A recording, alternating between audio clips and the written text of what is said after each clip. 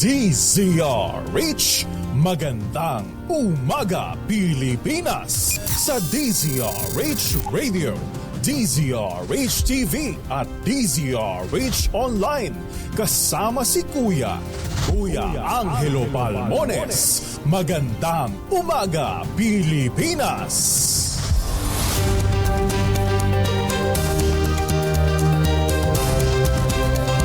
Lunes tayo ngayon. Isang araw na lamang, Mayo na. 29 tayo ng Abril 2024. Sa ulo ng ating mga balita, Iba Zambales naglalagablab sa heat index kahapon na pumalo na ng 53 degrees Celsius. Face-to-face classes sinuspende ng DepEd ngayong araw nito hanggang bukas daw sa matinding init ng panahon. 3 araw na tigil pasan ang piston, aarangkada na. Ilang malaking ospital sa Metro Manila na pasok na rin ang prescription for sale. Ayon naman kay Dr. Tony Leachon. Kongreso nagluluksa sa pagpanaw ni Congressman P.D. Barsaga ng Cavite. Research vessel ng China namataan malapit sa Catanduanes. Bagong balita, bagong impormasyon. Kasama si Kuya Angelo Palmones. Magandang umaga, Pilipinas! Kasama natin ang buong radyo natin, FM Nationwide, ang ating action radio station sa Luzon, Visayas at Mindanao. 91.7 FM radio sa Cebu at 94.3 FM sa Jensan. Sa detalye ng ating mga balita. Umakyat sa extreme danger level na 53 degrees Celsius ang heat index na itala sa Iba Zambales kahapon. Pinakamataas na ito na naramdamang init at naitala sa buong bansa ngayong 2024. Ayon kay Annalisa Solis, OIC ng Pag-asa Climatology and Agro-Meteorology Division, ang 53 degrees Celsius index ay extremely dangerous. Mataas ang tsansang magka-heat stroke lalo na sa mga taong direktang exposed sa matinding init ng araw. Sinabi ni Solis na bukod sa Zambales, 46 na lugar din ang nakaranas ng heat index na nasa pagitan ng 42 hanggang 51 degrees Celsius na pasok naman sa danger zone. Batay sa bulletin ng Pag-asa, ang ikalawang nakaranas ng pinakamataas na heat index ay ang Pili Camarines Sur. Umabot ng 49 degrees Celsius, sinusundan ng mga 3 lugar na nakaranas ng 47 degrees Celsius. Ito yung Dagupan City sa Pangasinan, CLSU Muñoz sa Nueva Ecija at QB Point sa Subic Bay, Olongapo City. 6 na lugar naman na nakapagtala ng 46 degrees Celsius heat index, kabilang dito ang Lawag City, Ilocos Norte, Aparica Cagayan, Balero Aurora, Infanta Quezon, Coron Palawan at Aburlan Palawan. Ang pasok naman sa 42 degrees Celsius ay Bacnotan, La Union, Tuguegarao City sa Cagayan. Ang ISU campus sa Etiaga Isabela, Clark Airport sa Pampanga, 45 degrees Celsius. Kasiguran Aurora 45, ang Bulong Tanawan, Batangas na malapit lamang din po sa Talisay, Batangas, 45 degrees Celsius. Nakaranas naman ng 45 degrees Celsius sa mga sumusunod na lugar. Biracatanduanes, Dumangas, Iloilo. Ang 44 degrees Celsius ay naramdaman sa Sangli Point sa Cavite, San Jose Occidental, Mindoro, Puerto Princesa City sa Palawan, Daet, Camarines Norte, Legazpi City sa Albay, Roa City sa Capiz, Mambusaw sa Capiz, Iloilo City sa Iloilo, gayon din sa lahat po yan 44 degrees Celsius. Sa Naiya sa Pasay City, ang naitalang heat index ay 43 degrees Celsius. Gayon din sa Science City sa Quezon City o Science Garden sa Quezon City, sa Sinait, Ilocos Norte, Batak, Ilocos Norte, NBSU, Bayumbong, Nueva Vizcaya, Santa Llamas, Quezon, Alamat, Quezon, Mulanay, Quezon, at Romblon, lahat yan 43 degrees Celsius. 42 degrees Celsius naman ang naramdaman sa Masbate City, La Granja, La Carlota, Negros Occidental, sa Catarman, Northern Samar, sa Tacloban City, Leyte, Giwan, Eastern Samar at 43. Dipolog, Zamboanga del Norte, 42, Zamboanga City, 43, Lengendingan Airport sa Misamis Oriental, 42, ganyan din ang Davao City, ang Cotabato City, ang Butuan City sa Agusan del Norte, 42 o 43 degrees Celsius naman. Ingat po tayo ha, matindi ho yung init ng... At saka nakakahilo ha. Galing ho ko ng Mindanao nung pong Sabado ng hapon, talagang matindi ho yung hilo na dinudulot po ng matinding init ng araw ha. Nagbabala naman ang pag-asa na posibleng maranasan ang mas mainit pang panahon pagtungtong ng Mayo. Ayon sa weather forecaster na si Nan Villamil, posibleng maglaro sa 36 degrees hanggang 37 degrees Celsius ang temperatura sa mga susunod na araw sa National Capital Region. Samantala, tiniyak naman ni Villamil na hindi inaasahang mauulit pa o mahihigitan ang naging pagsampa ng temperatura nitong weekend na historic na 38.8 degrees Celsius. Sa pagtayo ng pag-asa, partikular na magiging mas mainit pa ang unang 2 linggo na Mayo habang mag-uumpisa ng umulan sa huling 2 linggo ng susunod na buwan. Yung pinaka-peak na temperatures talaga natin na re-record po sa first half po ng May. So possible po mas mainit pa po ang temperatura ng ating maranasan sa bansa sa first half po ng May kasi sa second half mas dadalas na po yung mga pag-ulan na dala ng thunderstorm. So possible po mas maibisan na yung init na ating mararamdaman sa hapon sa latter parts po ng buwan ng Mayo. Magandang umaga sa mga taga Carmen. Nakaranas naman sila ng hailstorm noong weekend. Tsaka nakakaranas na rin ho ng mga pag-ulan sa Mindanao. Pero mukhang dulot na dahil yun doon sa sinasabing LPA noong weekend. Sinuspende naman ng DepEd ang face-to-face classes sa mga pampublikong paaralan simula ngayong araw hanggang bukas. Bunso rito na matinding init ang panahon, epekto ng El Nino at pagsisimula ng tigil pasada at mga kilos protesta. Sinabi ng DepEd na hindi obligado ang lahat ng teaching at non-teaching personnel na mag-report sa kanilang mga stasyon. Maaari namang ilarga ang mga aktibidad ng Regional at Schools Division Offices gaya ng Regional Athletic Association na nakatakda rin sa mga nabanggit na petsa. Magpapatupad naman ang 4-day work week ang provincial government ng Cavite simula bukas dahil sa matinding init pa rin ng panahon.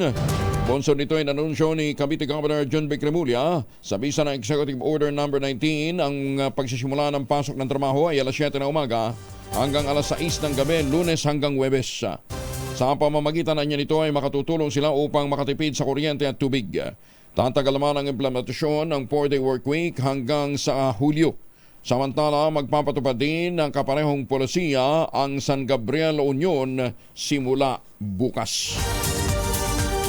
Sa gitna pa rin ng matinding init ng panahon, naranasan naman sa maraming lugar ng Pilipinas ang pag-ulan ng yelo katulad halimbawa sa Carmen Cotabato sa aking binabanggit. Sa Facebook post ng ilang netizen na makikita ang pag-ulan ng yelo na sinlaki ng butil ng mais sa barangay Aruman. Habang sinlaki naman ng Holen o Jolens ang yelong bumagsak sa barangay Katidtungan. Samantala nakaranas din ang malakas na ulan ang Bontoc Mountain Province kahapon na may kasama pang malakas na hangin at mga kulog. Makararanas ng 6 na araw na water service interruption ang ilang lugar sa Metro Manila simula ngayong Lunes. Sinabi ng Maynilad na bunso rito na isasagawa nilang maintenance activities hanggang sa Mayo 4. Kabilang sa mga apektuhan ng ilang lugar ng Quezon City, Caloocan City, Navotas City, Parañaque at Pasay.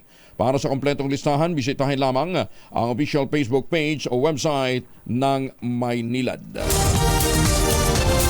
Hoy mga mami! Pwede tayong mag-laundry day today. Kunod no ka ba kapag makapit, madakit at malupit ang mancha? All you need is Pride. Ba't mapahirapan ang self-con sa Pride? Easy at worry-free naman ang laundry. Sa triple stain away formula, tanggal ang matitindi mancha based on test sa chocolate, mud, and sabon cotton. Gawa po ito ng ACS. Ay magandang umaga sa mga taga San Miguel, Bulacan. Ha? Alam ho ninyo, kahit ho siguro sangkaterbang shield bath soap ang gamitin ho ninyo, kung ang tubig mismong gagamitin ay napakadumi, aba, wala hong mangyayari. Ay kita ho ninyo, gusto daw ba ninyo ng libreng tsokolate? Tumira kayo sa San Miguel, Bulacan. Ayan, ha. Yan ho ang pamana ng Pamana Waters. Yung pag-aari ho ng napakayamang nasa top 10 ito ng pinakamayayamang tao sa Pilipinas. Ano, ha? Yung Pamana Waters ay nabili po ni Ginoong Lucio Ko. Binili ho niya yan sa Samibul Water District, San Miguel, Bulacan Water District. Kaano kayang kinita dito ng mga nagbenta rito, ano ha? Ayan. Ano mabili? Ayan, ganyan yung klase ng serbisyo yung binibigay. Gusto niyo na libreng tsokolate? O mocha coffee?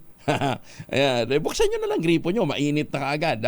Mala tsokolate pang lumalabas na tubig. Ayan, ay, Mayor Chomchon ng San Miguel, Bulacan. Maawa naman kayo sa inyo mga kababayan. Pakitingnan naman ho itong problema nila sa Pamana Waters. Pamana Waters. Mula ng mga privatize, ganyan ho katindi ho naging problema. Ano nga pala nangyari na doon sa kasong isinampa?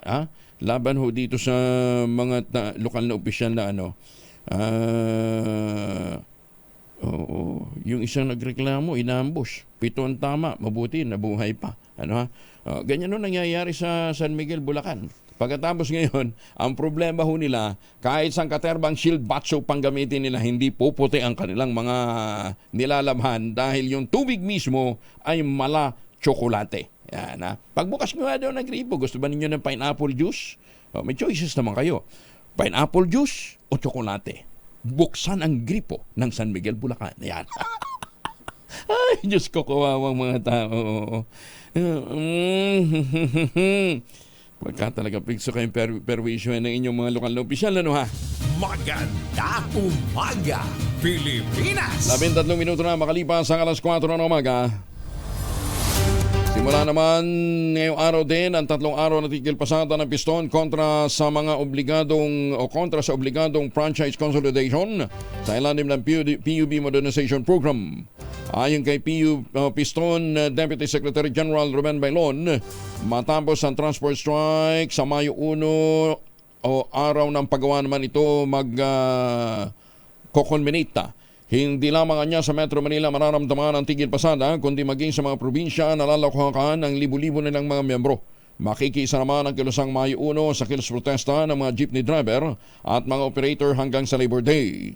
Sinabi ni KMU Secretary General Jerome Adonis, magtitipon-tipon sila sa harap ng UST sa Espanya Avenue sa Maynila, magmamarcha patungong US Embassy. Tek muna, ano kinalaman ng US? Ano naman kinalaman ng US Embassy? Ba't doon kayo magrarally? Bukod sa PU Modernization Program, bit-bit ng KMU ang panawagan kaugnay sa isyu ng pasahod at balikatan exercises. May 36 na buwan o 3 taon ang mga kooperatiba at korporasyon para bumili ng modernized jeepney sa ilalim ng PUB Modernization Program. Ayon kay LTFRB Chair Chopo Leguades III, hindi naman agaran ang transition sa modernization at pwedeng paisa-isa lamang ang pagbili ng modern unit. Aabutin na niya ng 3 hanggang 5 taon bago tuloy ang makompleto ng mga kooperatiba at mga korporasyon ang 15 minimum na bilang ng modernized jeep. Yung pag-modernize ng jeep na dahilan ho kaya kumihiram ho sila ng pera sa bangko ay hindi po agad-agaran. Ang amin lang hong hinihingi ngayon sa mga jeepney operators ay bumuo ng organisasyon. Yun pong pagbili ng jeep would still be after 36 months or 3 years pa ho. And then yung 3 years, hindi ho agad-agaran lahat yan.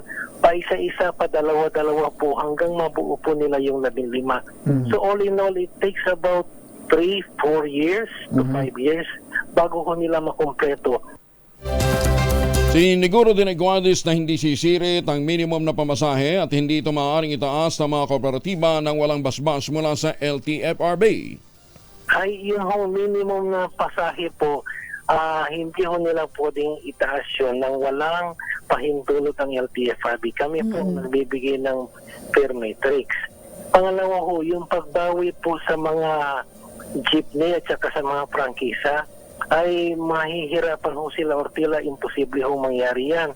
Dahil ang may-ari po ng kooperatiba ay mismo si operator din at saka si chipper ho. Pinabibilisan naman ng LTFRB sa mga bangko ang pagpapalabas ng pautang sa mga kooperatiba at korporasyon para sa PUB Modernization Program. Sinabi ni LTFRB Chair Chopo Leguades na nakikipagdialogo na sila sa Land Bank at iba pang government financial institutions simula pa ng 1 linggo. pinigil kasi anya ang balak ng mga bangkong itaas sa 7% ang kasalukuyang 6% na interest para sa mga pautang. Una rito, sinabi ng Consolidated na Altonap na pahirapan silang makautang sa mga bangko sa pagbili ng modernized jeepney. Ma'am, yan po in-action na namin.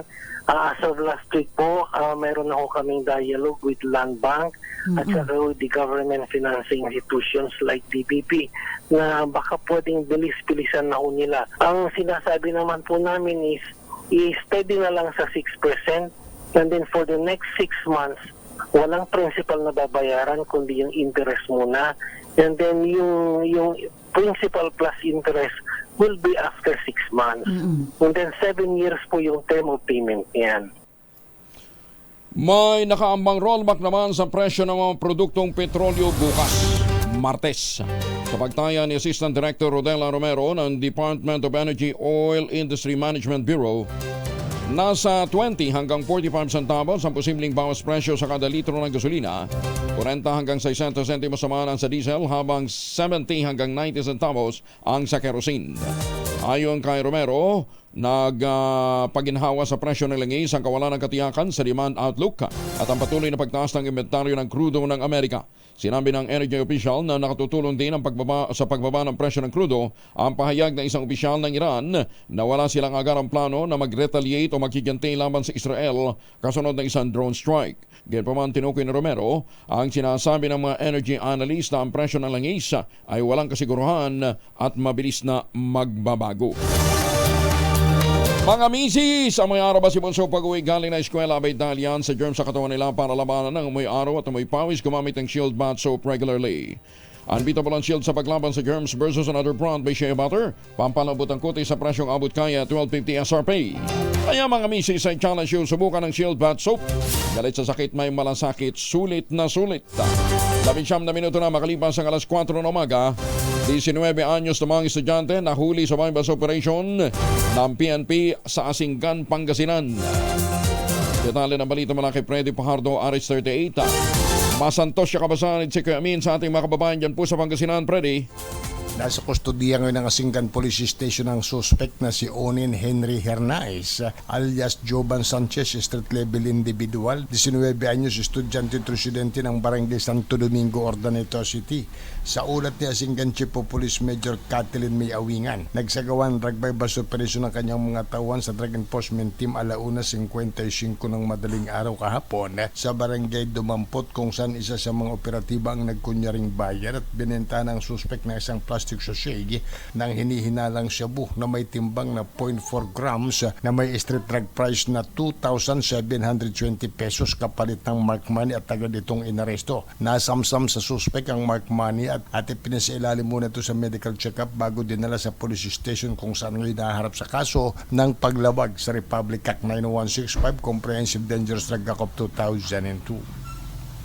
Mula sa Action Radio Pangasinan, ito si Freddy Fajardo, tuloy-tuloy sa pagbabalita, tuloy-tuloy sa serbisyo, sama-sama tayo, Pilipino. Maraming salamat, Freddy. Isa naman ang patay, isang sugatan sa drug bypass operation sa Sulu. 13.6 million pesos na laga ng shabu ang na-recover. Detalye na balita mula kay Jun Dimokota, RS19. Assalamualaikum, Jun. Waalaikumsalam, Kuyang Angel. Dead on arrival sa pagamutan sa island town ng Luok, Sulu ang isang drug suspect habang sugatan naman ang isang sibilyan sa naganap na armed confrontation ng government authorities laban sa nabanggit na drug suspect habang sinasagawa ang itong drug bypass operation sa barangay Tando, Batu, Luok, Sulu. Na-recover naman ang shabu na tumitimbang ng 2,000 grams na ibinalot sa dalawang vacuum-sealed transparent plastic bags na may nakamarkang Power Very Good. Ang naturang shabu ay may standard drug price na 13.6 million pesos. Kinilala ng government troops ang napatay na drug suspect na isang pailan sa Hali, Jumali, habang ang sibilyang sugatan na tinamaan ng ligaw na balay na kilalang si Julpuri Saylabi na nakalabas na rin ng hospital. Sa magitan ng magkasaling pwersa ng PNP at ng AFP, naging matagumpay ang naturang drug raid sa bayan ng Luok, Sulu at sa magitan ng patuloy na epektibong intelligence network, natutumbok na otoridad ng mga taong involved sa illegal drug trade na ito sa bahaging ito ng South Southern Mindanao. Mula sa kanunahan sa Pilipinas, DZRH, ako si RH19, June Di Makutak, tuloy-tuloy sa pagbabalita, tuloy-tuloy na serbisyo, sama-sama tayo Pilipino. Sokran June, 22 makalipas ang alas 4 ng umaga. Magandang umaga sa mga Pilipino dyan po sa Hong Kong, sa Singapore at sa Taipei. Walang balak si Agriculture Secretary Francisco Chu Laurel na magpatupad ng balasahan sa Department of Agriculture. Sa kabila ito ng utos ng Ombudsman laban sa mga pinuno ng National Food Authority at ng Bureau of Fisheries and Aquatic Resources. Ayon kay Laurel, isolated incident lamang ito lalo't nangyari ang mga kaso ng dating NFA Administrator noon pang estrada o pagpasok ng taon at noong 2017 naman ang kaso ni dating BIPAR Director Demosthenes Escoto. Tiniyak naman ng kalihim na hindi maapektuhan ng pagsiwa kay Escoto ang pagpapatuloy ng investigasyon sa kanilang mga ahensya. Matatandang si Escoto ang inatasang pamunuan ng pagbusisi sa disposisyon ng rice bumper stock ng NFA sa mga nakalipas na taon. Maso naman ang iutos ng Ombudsman ang preventive suspension laban kay dating NFA Administrator Rodico Bioco at iba pang mga opisyal dahil sa manoy rice scam. Sinibak naman si Escoto dahil sa manoy grave misconduct at manumalyang bidding para sa kontrata ng Bessel Monitoring System. Pumanaw na si Cavite Port District Representative Elpidio Barsaga Jr. sa edad na 74. Inanunsyo ng pamilya sa social media ang pagpanaw ng mambabatas, ngunit hindi na ito nagbigay pa ng detalye ng dahilan ng kanyang pagpanaw. Sumailalim sa open heart surgery sa Barsaga sa Estados Unidos noong October ng 2023. Dating presidente ng National Unity Party si Barsaga at naging chairperson din ng House Natural Resources Committee ng 19th Congress. Nagsilbi rin siyang vice chairperson ng Committee on Cooperatives Development, Games and Amusement, Legislative Franchises and Suffrage and Electoral Reforms. Nagpahayag naman ng pakikiramay si Speaker Ferdinand Martin Romualdez sa naulilang pamilya at mga constituent ng Dasmariñas City Representative na si Elpidio Barsaga Jr. Sinabi ni Speaker Romualdez na maaalala nito at ng kanyang mga kasamahan sa Kongreso si Barsaga bilang isa sa kasamang mahihinga ng payong legal at kung paano maiintindihan ang budget ng gobyerno. Si Barsaga ay isang CPA lawyer. Pumanaw ito sa edad na 74. Ayon kay Speaker Romualdez, nawala ng Kamara de Representantes ng isang great legal thinker sa pagpanaw ni Barsaga. Samantala, 3 kritikal ng pagsasaksakin ng suspect na sumugod sa bahay ng mga biktima sa Biliran. Detalye ng balita mula kay Jimmy Angay-Angay, RH32. Maupay nga agad, Jimmy. 3 ang sugatan matapos pagsasaksakin ng suspect sa bayan ng Kabugayang Biliran. Kinilala ng PNP ang biktima sina alias Ana 38 anyos, alias Ondo 67 anyos at alias Jack 65 anyos residente ng Barangay Balakid, Kabugayang Biliran. Nakilala ang suspect na si alias Kevin 59 anyos, kabarangay ng biktima. Ang insidente nangyari sa Sitio Lawaan, Barangay Balakid, Kabugayang Biliran. Sa investigasyon ng PNP, ang suspect ay sumugod sa bahay ng mga biktima at pinagsasaksak ang mga ito. Itinagbo ang biktima sa ospital para malapatan ng kaukulang lunas. Samantalang suspect ay voluntaryong sumuko sa mga kapulisan. Iniimbestigahan na ngayon ng PNP ang motibo sa krimen. Mula sa Aksyon Radyo Tacloban, ito si RH32 Jimmy Angay-Angay. Tuloy-tuloy sa balita, tuloy-tuloy sa serbisyo, sama-sama tayo, Pilipino. Dagang salamat, Jimmy. Hindi naman isinasantabi ni Interior and Local Government Secretary Benhur Abalos ang posibilidad ng magkaroon ng hepeng babae ang Philippine National Police. Ayon kay Abalos, maaaring maging kwalipikado ang mga babae sa naturang posisyon kung magagawa niya ng maayos ang kanilang trabaho. Sa kasalukuyan, may 2 hepeng babae ang pambansang pulisya. Kinabibilangan ito ni na Brigadier General Porcial Manalad ng Women and Children's Protection Center at si Health Service Director Brigadier General Gisabel Medina. Si Medina ay gumawa ng kasaysayan noong nakarang taon matapos maging kauna-unahang babaeng police general na nagtapos sa Philippine National Police Academy o PNPA. Habang si Medina naman ay nagtapos sa University of Baguio na may degreeng dentistry. Oy, sa mga amateur at mga professional photographers natin, muli namin kayong inaanyayahan ay padala na inyong mga entry sa Pagcor Photo Contest 2024. At mga po ng contest ngayon ng Pagcor ay Harvest Time. Layunin po ng Pagcor Photo Contest ngayong taon ay ipakita ang sipag, husay, pagsisikap ng mga magsasika, mga mangingisda at iba pang nasa sektor ng agrikultura tungo sa masaganang ani. Hindi lamang para sa kanilang pamilya kundi sa sambayan ng Pilipino.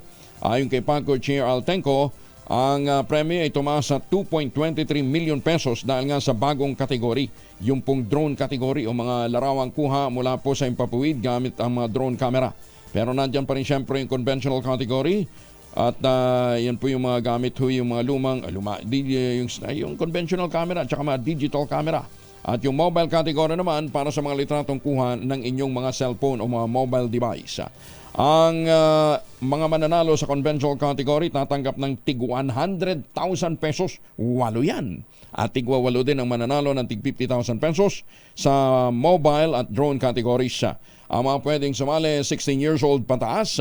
Pero ang mga entries ay dapat kuha mula August 1, 2023 hanggang July 31, 2024. Ayan ipadala na ninyo yung mga entries sa www.pagcor.ph/photocon 2024. Maganda umaga, Pilipinas! 28 makalipas ang alas 4 ng umaga. RH number 1. Umaga, Pilipinas! At saan man po ang lakad natin ngayong araw na ito, 4:31 ang oras sa buong kapuluan. Huwag natin kalimutan magbaon po ng family alcohol. Ang family alcohol po ay may dalawang formulation. Proteksyon ng pamilya laban po sa mga mikrobyo. Yung family 70% ay isopropyl alcohol, especially prepared for clinics, hospital, pharmacies, laboratories. Pero okay na okay din po yan sa mga households. Very effective sa disinfection at sterilization. Ganyan na bagsik ng family 70% ay isopropyl alcohol. Maghapon man natin gamitin, no problem. Hindi po manunuyo ang ating mga kamay dahil meron po itong moisturizer. Yung po namang mabangong family rubbing compound improved alcoholone. Yan po naman yung mabangong isopropyl alcohol na ginagamit ho ng mga masahista, mga doktor, mga nurse, mga komadrona for sponge bathing and other cleansing purposes. Family rubbing alcohol para hindi siya subok na sa mahabang panahon. Mabibili sa namang butik at convenience stores nationwide. Family rubbing alcohol hindi lang pampamilya, pang sports pa. Mahiwagan tunog. Ayan, bale, ang total ng prices ho natin ngayon sa Mahiwagan Tunog ay 8,000. 8,000 po ang total price dahil ang 4,000 para po sa mga sasagot sa text line at ang 4,000 po naman ay para sa mga sasagot sa atin sa online. Ayan, pero dapat po yung mga sasali online, meron tinatawag na sharers badge. Kaya i-share nyo muna yung ating programang pinanonood nyo ngayon bago kayo sumagot para mag-qualify kayo. Ito na po ang ating Mahiwagang Tunog. Yun. Plastic ho yan. Gawa ho sa plastic kadalasan. Hindi, pero generally gawa ho siya sa plastic. Tapos, nako, sinabi ko. Sige. May pihitan. Gawa sa plastic, may pihitan. So obviously, ang prinsipyo po ng P6 na ginamit dyan ay may pinipihit. At bago nyo gamitin ho yan, kailangan gumamit muna kayo ng shield bath soap. Yan, kailangan malinis muna inyong mga kamay. Ginamitan ho ninyo ng shield bath soap. O ayan, giveaway na yan. Ang nyo pong masagot, ipapadala po ninyo sa ating text line. Ano ba yung text line natin? 0919-282-6485. Pero yun po sa mga nanonood sa atin online, doon sa ating chat, anong tawag dito? Pwede mag-chat, pwede magdala ng message. Ayan, okay.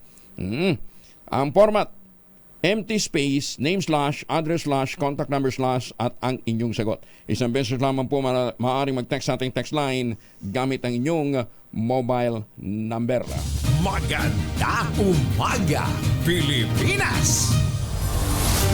Suportado naman ni Senator Bongo ang pagpapatupad ng batas hinggil sa paglalagay ng graphic health warnings sa electronic cigarette o e-cigarette at saka yung mga vape pa. Ayon kay Senator Go, umaasa siya sa istriktong pagpapatupad ng nasabing polisiya na naayon sa mga patakaran ng Department of Health. Magsisimula na ang implementasyon sa May 12.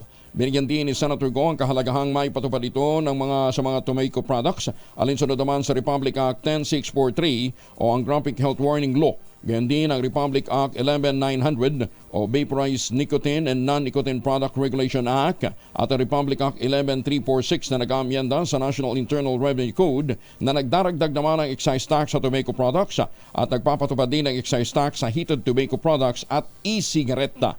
Batay sa nasaming batas, nire-require ang paglalagay din ng graphic health warnings ng 50% sa vape packaging upang maipakitang mapanganib sa kalusugan at dulot ng paggamit ng vape tulad ng pagkasira ng baga, gayon din ang panunuyo ng bibig.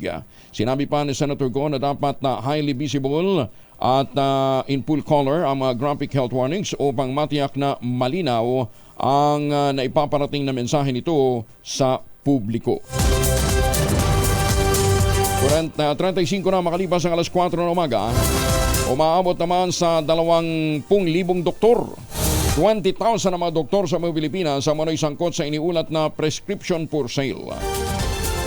Ito ang mga pyramid scheme na iniimplementa o pagbibenta kung saan may isang pharmaceutical company ang nagbibigay ng insentibo sa mga doktor na magre-reseta ng kanilang gamot. Sa panayam ng DZRH at ng radyo natin, sinabi ni Dr. Tony, isa pong public health expert na napag-alaman nilang matagal ng kalakaran pero lumaganap ito noong panahon ng pandemya. Nakatatanggap umano ang mga doktor ng mga mamahaling sasakyan. Aba, mamahaling mga relo. Meron pang kondominium, kapalit ng pagre-reseta ng gamot. Sinabi ni Lechon, lubos na nakababahala ito dahil malaki ang magiging epekto nito sa publiko, hindi lamang sa malayang pagbili ng gamot, kundi pati na sa tiwala sa mga doktor. Now, the implications, kawawa ang patient. Sila yung innocent bystander here because they are given medications they don't need. Perhaps it's needed, but napakadami and it can cause side effects, unintended cause, and other consequences. So, kailangan natin ma-unveil yan because to me,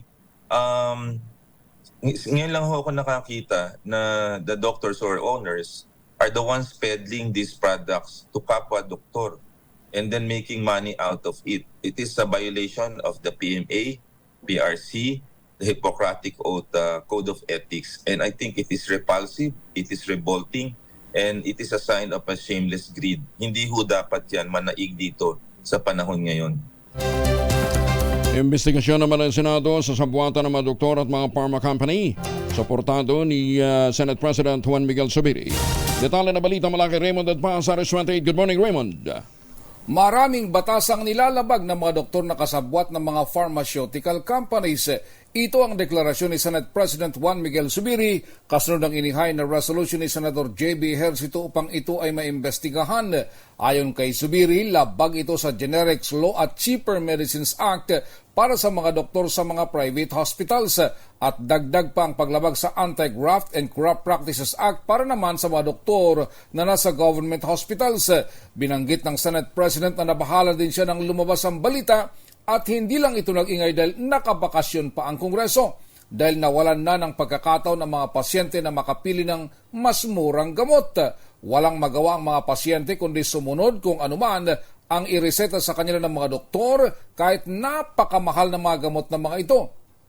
Una nito ibinulgar ni Dr. Tony Lechon na ilang mga doktor sa Metro Manila at sa mga probinsya ang kasabwat ng mga pharmaceutical companies.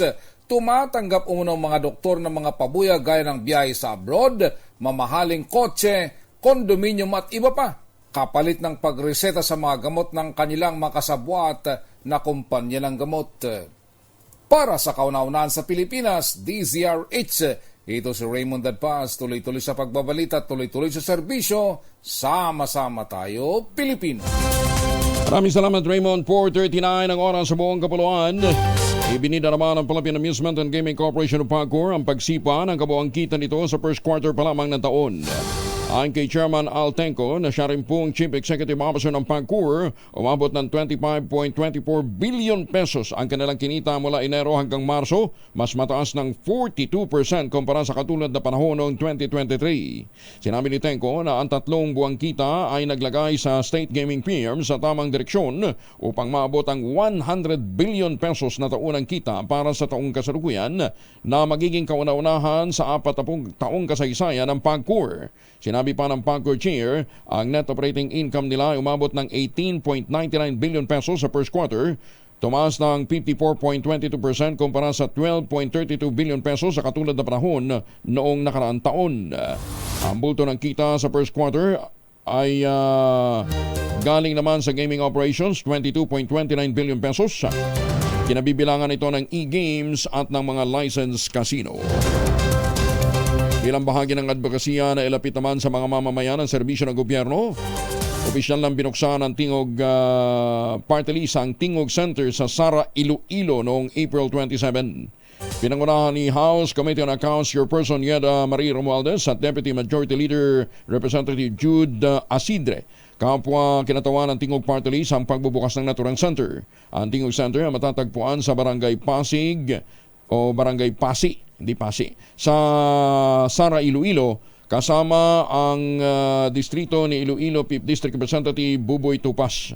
Ang Tingog Center ay magsisilbing one-stop shop para sa mga residente na nais sumali sa mga programa, makakuha ng serbisyo ng pamahalaan ang mga mahihirap na pamilya. Sa unang araw pa lamang ng pagbubukas nito, 1,267 beneficiaries kagad ang nakatanggap ng biyaya. Samantala, kamote rider, walang suot na helmet, walang plaka motorsiklo, nahulihan pa ng shabu sa Orani, Bataan. Detalye ng balita mula kay Danny Kumilang, RH37. Danny, good morning. Matapos mahuli ang isang kamote rider kamakalawan ng gabi, isang kamote rider uli ang naaresto matapos makumpiskan ito ng droga sa Barangay Bulawin, Orani, Bataan.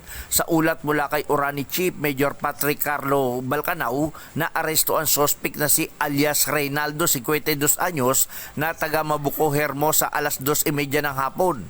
Nagsasagawa umano ng pagpapatrolya ang mga tauhan nitong si Major Balcanao sa nasabing lugar nang sitahin ang isa kamote rider sa hindi pagsusuot nito ng helmet at walang plaka ang motor nito. Sumagot ito, "Dito lang naman ako, napakahigpit nyo naman. Mga gago kayo, saka mabilis itong tumakas." Subalit agad itong hinabol at nang abutan at isagawa ang body search. Dito na nakumpiskan ito ng isang pakete ng shabu na tumitimbang ito sa 1.5 gramo na nagkakalaga ito sa 10,200 pesos. Ang suspect ay naharap ngayon sa kasong grave oral defamation at Section 11 Article 2 ng Republic Act 9165. Mula sa kauna-unahan sa Pilipinas, DCRH, ito si Danny Kumilang. Tuloy-tuloy sa pagbabalita, tuloy-tuloy sa serbisyo. Sama-sama tayo, Pilipino. Maganda umaga, Pilipinas! Maraming salamat, Danny. May paaba kakayungan sa ating mga kababayan dyan po sa Pampanga. Magandang umaga sa mga Pilipino dyan sa Las Vegas, Nevada. At magandang umaga din po sa mga suki natin dyan sa Northern Samar, sa mga taga-Labat, Quezon. Ingat po kayo, mainit ang panahon ha. And speaking of Quezon, muli natin naanyayahan ang lahat na maging bahagi po ng pagpapalakas ng loob ng ating mga magsasaka at mga MSMEs. Sa tulong nga po ni Dr. Helen Tan, itong mga magnaniyog na dati umaasa sa Kopra, ngayon po ay mga MSMEs na. Yan, nagbebenta ho sila ng mga dekalidad na cacao beans para i-process bilang tangerine chocolate. Ang tangerine chocolate po naman ay brand ng mga magnaniyog at mga magsasaka dyan po sa lalawigan ng Quezon. Yung pong mga magagandang planting material ng cacao galing Davao, hinakot po ni Dr. Helen Tan para maitalim po sa ilalim po ng mga nyugan dyan po sa lalawigan po naman ng Quezon. Ayan. Kaya ngayon, nagpo-produce sila ng sarili nilang tangerine chocolate. Available sa 0919-095-5935. Yung mahigit 10 variants po naman ng tangerine chocolate na available sa tangerinechocolate.ph ay gumamit din po ng mga raw materials na galing din po sa ani ng mga magsasaka. Kaya ang pakiusap po ni Dr. Helen Tan, tangkilikin natin ang gawang atin, palakasin natin ang loob ng ating mga magsasaka, ng ating mga MSMEs, nang sa gayon ay umusad din ang ating ekonomiya. Tangerine chocolate, proud. Philippine made, proudly Philippine made. Gawang lokal, Taste Global. Samantala, teka muna. Ito pa ha, mahilig dito mag-promote ng local products siya. Pero international ang dating. Si Heart Evangelista hindi daw muna sasabak sa Paris Fashion Week. Wala, bakit kaya? Alamin natin mula kay Morley Alinio. Morley, good morning. Gising ng showbiz! Rampa na Pilipinas. Good morning, Kuya Angel. Aba, si Heart Evangelista, hindi muna raw pupunta sa Europe para sa kanyang Paris Fashion Week. Diba, madalas nga kung saan sa pumupunta itong si Heart Evangelista para magpicture, magvideo, na ang damit ay iba't iba. At this time, dito lang muna siya sa Pilipinas. Pero hindi dahil narito sa Pilipinas ay tigil na siya. Matalent o talentadang babae itong si Heart. Kumbaga ay full of talents. At isa nga sa mga talent nitong si Heart Evangelista ay ang kahusayan niya sa pagpipinta, na kung saan kahit medyo mahal ang kanyang singil ay kinakagat pa rin ng kanyang mga parukyano. Kaya naman, okay pa rin ang kadatungan ng naturang aktres kahit hindi siya pumunta sa Paris. O, di ba? Sosyal! Yan ang ating DZRH Showbiz Hottest News. Ito po ang inyong RH47. Morley Alinio. Tuloy-tuloy sa pagbabalita, tuloy-tuloy sa serbisyo. Sama-sama tayo, Pilipino. Babu! Maraming salamat, Morley. Samantala, pinungunahan naman ni Tingog Party List Representative at House Committee on Accounts Chairperson Yedo Romualdez ang groundbreaking ceremony ng itatayong Tingog Asenso Quinto Sports Complex sa Northern Iloilo State University, Sara Campus sa Iloilo. Itatayo sa loob ng sports complex ang isang multi-purpose building na mayroong 3,000 meters na stadium, 400 square meters na field track at 10,300 meters na football court. Ang sports complex ay pupondohan sa tulong ng Tingog Party List, katuwang ang Team Asenso na pinangungunahan ni Iloilo 5th District Representative Buboy Tupas at Iloilo 5th District Board Member Binky Tupas. Ito ang kauna-unahan at pinakamalaking sports complex ng Iloilo na magsisilbing tinig at pag-unlad ng mga manlalarong nangangarap na maging kinatawan ng Pilipinas sa malalaking kompetisyon. Maganda umaga, Pilipinas! Ayan, speaking of malalaking kompetisyon, congratulations nga pala dito po kay Sam Santantan. Si Sam Santantan ay nag-qualify po, isa sa mga bagong qualifier ng Pilipinas para sa fencing for Asia at saka Paris Olympics. Nanalo si Sam Santantan. The last time na ang Pilipinas po ay nagkaroon ng athlete for fencing sa Olympics ay noong 1992 sa Barcelona Olympics. 32 years ago, ang tagal na nun. Siya din po ang first lady fencer na nag-qualify mula po sa Pilipinas. Kaya napaka-historical po ang naging accomplishment nito ni Sam Santantan dyan po sa Dubai. Nakasama niya po doon sa pagtungo doon si dating Ambassador Harry Amping. Ayan, magandang umaga po kay Ambassador Harry Amping na pabalik pa lamang ng Pilipinas. Magandang umaga din kay Ma'am Naida Amping. Si Sam Santantan, bigyan nga natin to ng ng ultabayo para talagang laging may sigla. Ano nga naman ang ginagawa ng Ultabayo? Ang Ultabayo po naman ang kauna-unahang postbiotic food supplement na rekomendado po ng mga doktor at rehistrado sa Food and Drug Administration. Kasi ito, sumailalim po sa clinical trial dyan po sa Japan na nagpapatunay na nakatutulong para i-boost ang inyong immune system. Kaya nga po, nire-recommenda po dun sa Japan na maging adjunct treatment for cancer. Kasi pag pumasok po yung mga tinataglay po nitong dead microorganism sa ating katawan, ina-activate po ng Ultabayo ang commander ng ating immune system, yung plasma dendritic cell o plasmacytoid dendritic cell, at yun po ang nag-uutos sa utak para itaboy yung pong mga toxin sa ating katawan habang tayo po natutulog. Kaya habang tayo natutulog, gumagana po yung ating sistema ng katawan para magkaroon ng magandang bagong lakas at dagdag na sigla para sa kinabukasan ready kang sumabak sa mga bagong hamon ng buhay. Ayan, Ayan, para ho doon sa mga namumroblema sa puyat, stress, hindi makatulog, yan ha, lalong-lalo ng mga senior citizen, aba, pwede na ho kayo mag-avail ng Ultabayo. Mag-check ho muna kayo para makonsulta ho ninyo yung mga eksperto natin. May mga nakaspanbay po dyan sa 0917-110-6580. At asahan ho ninyo na may sasagot ho sa inyo pong mga queries. Pero wag lang pong agad-agad dahil tambak din ho kuminsan po yung mga tanong. Ano ha? 0917-110-6580. Dyan po kayo mag-text ha. O pili kaya, bumunta ho kayo ng Mercury Drug. May available pong mga pharmacies dyan para magpaliwanag din ho sa inyo ang benepisyo ng Ultabayo. Ang Ultabayo po ay available hindi lamang sa Mercury Drug, meron din po sa Amesco Drug, Pasmed Pharmacy, John's Pharmacy at Curamed. Ayan. Available po din online sa Lazada at Shopee. Siguraduhin lamang ho ninyo na galing po yan sa Theoxis Health Ventures. Sa panahon na kinakailangan ho natin ng kaagapay sa puyat, pagod at stress, nandyan po ang Ultabayo, ang kauna-unahang postbiotic food supplement na rekomendado ng mga doktor, rehistrado sa Food and Drug Administration. Maganda umaga, Pilipinas! Alas 4:50.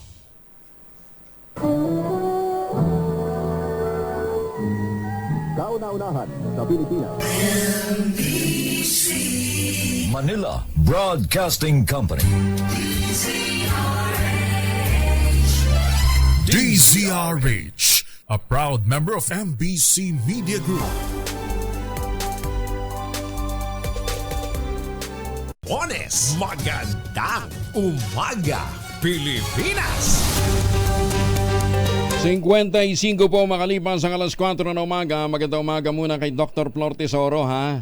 So, congratulate natin si Dr. Flor Tesoro, dating Undersecretary po ito ng Department of Science and Technology. Kinilala po siya nitong weekend bilang first recipient ng First Forest Legacy Award ng UPLB. Kasabay po ng 114th anniversary ng College of Forestry and Natural Resources ng University of the Philippines sa Los Baños, Laguna. Ayan, si Dr. Flor Tesoro. Naging Chief of Staff din ho namin siya nung kami ho'y nandyan sa Kongreso. Ano, ha? Thank you, Dr. Tesoro. Ano, ha? Alam mo naman niyo si Dr. Tesoro, kahit na ito'y retired na, senior citizen na, hindi pa rin ho nagsasawa sa pagpapanibalik ho ng sigla ng mga bundok. Natunayan, isa ho siya sa mga champions ngayon sa pagtatanim ng kawayan. At siya ho yung araw-araw nagpapaalala sa atin, na ipaalala sa ating mga kababayan na magtanim ng kawayan para sa kalikasan at kabuhayan. Dr. Flor Tesoro, maraming salamat. At sana nga po humaba pa ang inyong pananatili sa mundo dahil marami pa kayong misyon.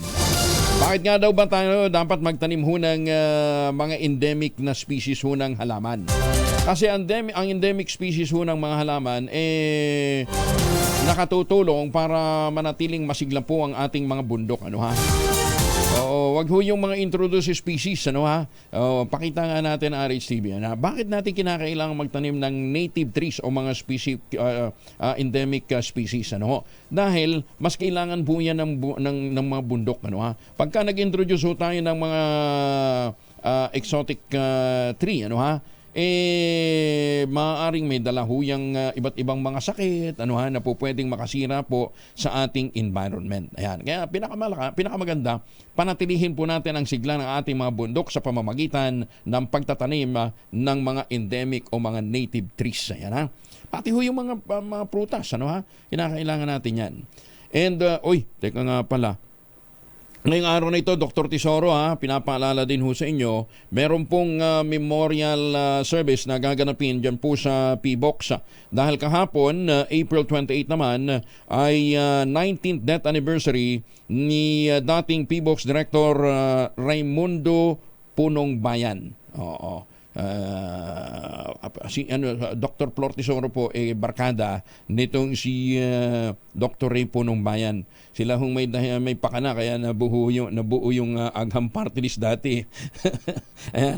Anyway, ngayon kahapon nga po April 28 ay 19th death anniversary ng ating kaibigang si Dr. Raimundo Punong Bayan. Yan ho hindi rin matatawaran yung kanya naging kontribusyon, ano ha?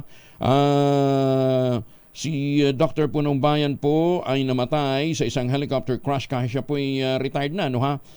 Patuloy pa rin ang pagsiservisyo sa PBOX. Namatay ho siya sa isang mountainous area sa Gabaldon, Nueva Ecija habang nagkakandak ng hazard assessment survey. Magkakaroon po ng memorial mass ngayong araw na ito alas 9:30 sa PBOX Auditorium, CP Garcia Avenue, UP Campus, Diliman, Quezon City.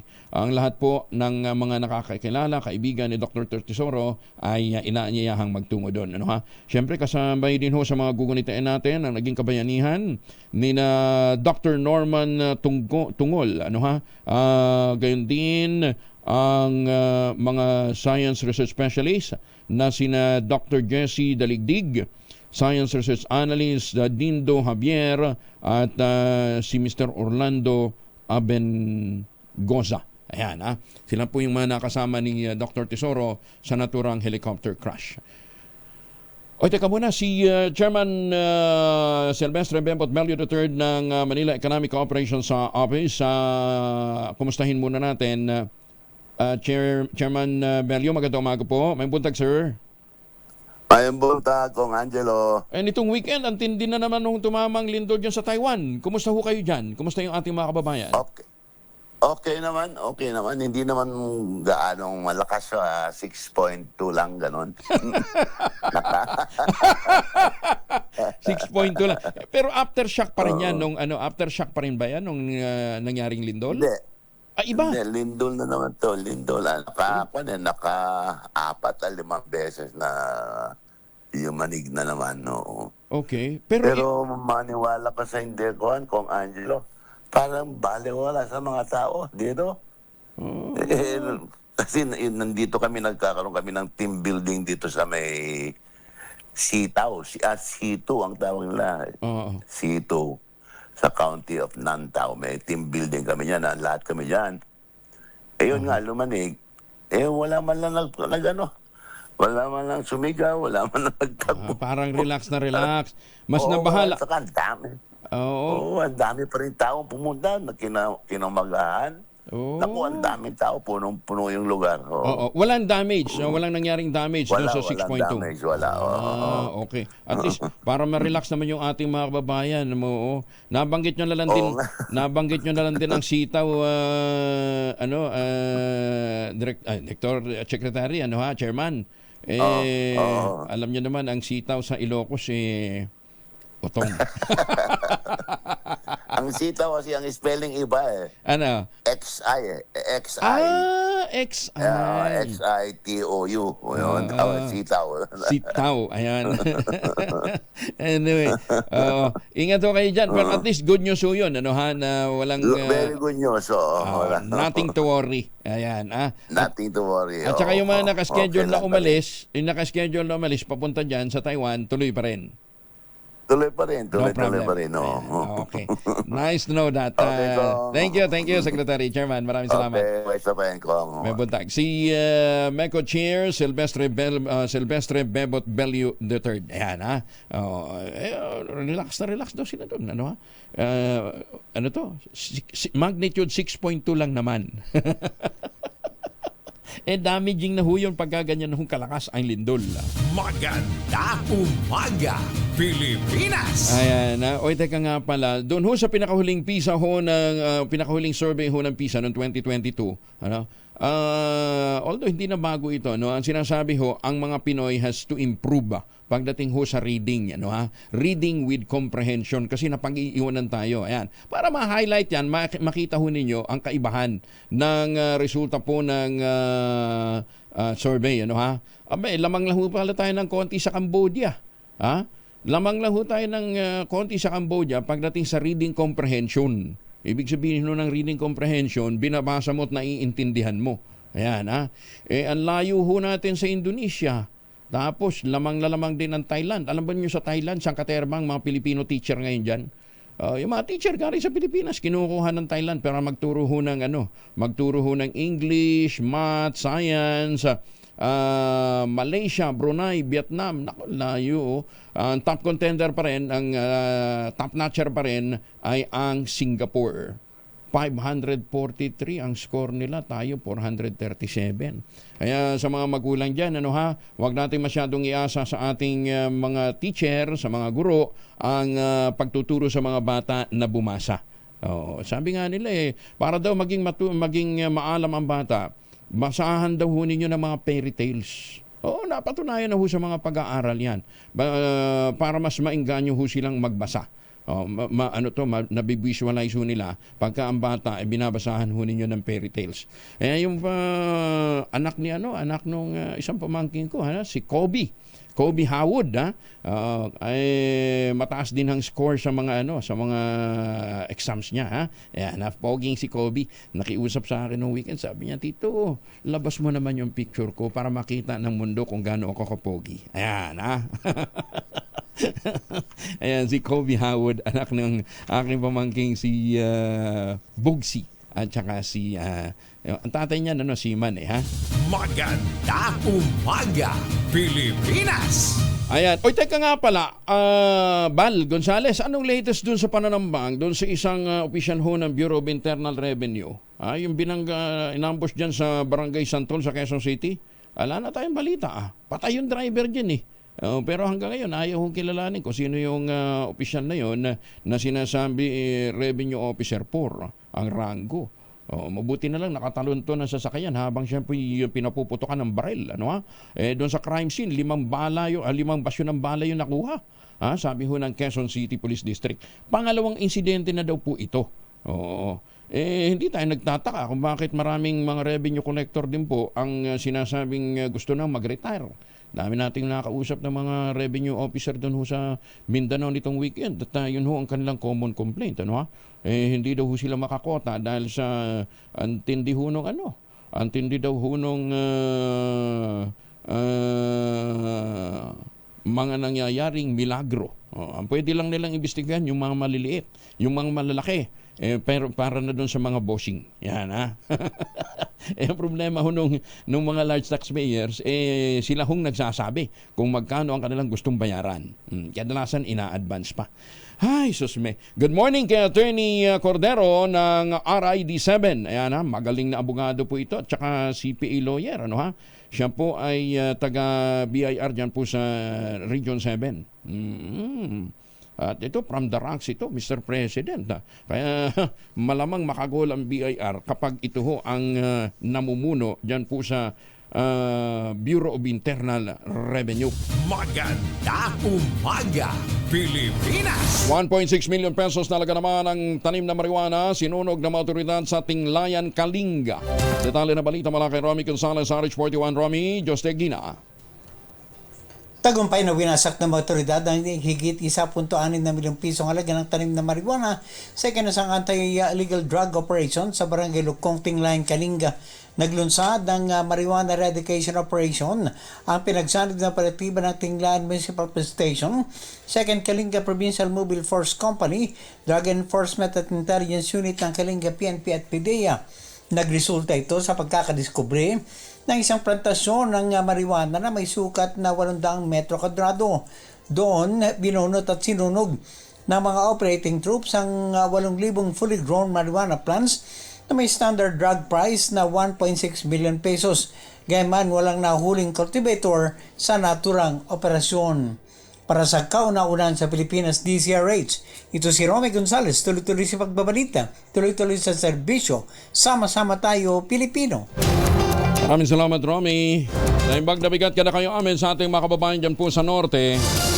Ay, wag nyo nga palang kalimutan yung pong alok sa atin ng Westchester Realty. Pinakamura na po itong housing project, ready for occupancy sa buong housing industry. Abay, 5% lamang ang down payment, pwede pang gives. At kapag nakapaghulog na ho kayo, nakapagbayad na ho kayo ng 20,000 pesos all-in down payment, pwede ka na maglipat bahay agad after 7 days ng take-out ng Pag-ibig Housing Loan. At hindi lang yan, napakalapit po niyan sa Clark Economic Zone at Clark International Airport. Kaya napakagandang investment opportunity opportunity. Plus nandyan po yung mga amenities, nandyan ho sa loob mismo ng township ang munisipyo, ang simbahan, ang eskwelahan. At kung ngayon ho kayo magpapareserve, may chance pa ho kayong manalo ng trip for two sa namang Asian destination. Kaya ano bang gagawin ho ninyo ha? Makipag-ugnayan sa 0996-501-5555 at 0947-434-5555. Ito pa rin ang pangarap na magkaroon ng sariling bahay sa presyong abot kaya, plus a chance to win at 3 for 2. Patungo ho ng Japan. Uy, magandang umaga ha. Ohayo ko sa ima sa ating masuki dyan po sa Japan. Pwede rin po sa Taiwan, sa Singapore, sa Hong Kong, o dili kaya ay sa Thailand. Ano pang iniintay po ninyo? Tawag na! Maganda umaga, Pilipinas! 9 minuto makalipas ang alas 5 na umaga, pinagunahan naman ni Senator Amy Marcos ang pamamahagi ng mahigit sa 1.5 billion pesos na cash assistance sa Cebu. Sa ilalim ng AIX program ng DSWD, kabilang sa binigyan ng tulong pinansyal ang mga magsasaka, mga habal-habal driver at mga solo parents na tumanggap ng tig 3,000 piso sa University of San Carlos Gym. Namahagi din si Senator Marcos ng tulong sa 1,000 benepisyaryo sa bayan ng Mualbal at 305 families na nasunugan naman sa Barangay Sambaga. Sa National Summit naman ng DSWD, kapit bisig laban sa kahirapan, Comprehensive and Integrated Delivery of Social Services o Kalahi SEEDS. Sinabi ng Presidential Sister na naghahanap na sila ng mga paraan kung paano ma-institutionalize ang community-driven development approach. Ayon kay Senator Amy, ito ay para sa agad na pagbibigay ng kinakailang tulong sa mga pinakaliblib at pinaka-vulnerable na komunidad sa bansa. Ang Kalahi SEEDS ay isa sa mga poverty alleviation program ng gobyerno na ipinatutupad po naman ng DSWD. Lain itong magkaroon ng mga barangay at komunidad ng maayos na akses sa mga serbisyo at makalahok sa mas inklusibong pagpaplano, pagbabudget at implementasyon sa local setting. Sinabi ni Senator Amy na noong 2023, kinilala ang nasabing programa bilang isa sa top 5 sa 200 na napiling proyekto sa buong mundo ng World Bank. Congratulations ho! Pansamantalang in-adjust naman ng Philippine Postal Corporation ang oras ng pagtatrabaho ng mga kartero. Meron pa, may mga postman pa. Yung mga nagdi-deliver ng mga bill. Ito ay sa gitna ng mainit panahon at mataas na heat index na umabot ng danger level na 42 degrees Celsius hanggang 48 degrees Celsius. Batay sa abiso ng PhilPo, sa halip na maghapon, ginawa na lamang na alas 6 na umaga hanggang tanghali ang pagde-deliver ng mga sulat at dokumento ng mga delivery. Lain ito na mga pangalagaan din ang kalusugan at kapakanan ng mga kartero upang hindi sila madali ng heat cramps, heat exhaustion at heat stroke. Upang mabuo ang kanilang 8 oras na pagtatrabaho, inatasan na lamang ang kartero na gawin ang scanning at pag-update ng mga delivery information sa sistema mula tanghali hanggang hapon. Ayan. Pero ang delivery mula alas 6 hanggang tanghali. Alamin natin ang magiging lagay ng panahon mula kay Dan Villamil mula sa Pag-asa. Dan, good morning! Good morning po at sa ating mga tagapakinig dito sa DZRH. Saka ngayon, makakaranas po tayo ng mga pag-ulan sa ilang bahagi ng ating bansa. Dala nitong Intertropical Convergence Zone o ITCZ. So makakaranas tayo ng maulap na kalangitan na may mga kalat-kalat na pag-ulan, pakulog at pakilat sa mga areas ng Caraga at Davao Region. Dito sa Metro Manila at sa nalalabing bahagi ng ating bansa ay magpapatuloy itong mainit at maalinsangang panahon. May tsansa pa rin tayo ng mga biglaan at panandali ang buhos ng ulan na dulot ng localized thunderstorms. Temperature forecast para sa Metro Manila ngayong araw, posibleng maglaro mula 28 to 37 degrees Celsius.